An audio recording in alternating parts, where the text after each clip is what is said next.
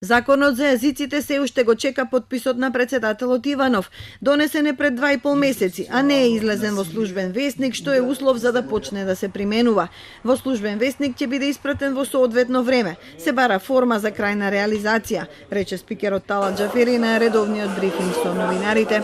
Објаснува дека ова веќе не е индивидуално, туку институционално прашање и дека тој не сака да му ја префрли топката на некој друг.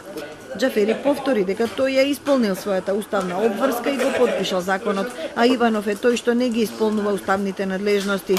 Иванов сега се крие зад имунитетот и немањето двотретинско мнозинство во парламентот за негово разрешување, но ова според спикерот е кривично дело кое не застарува.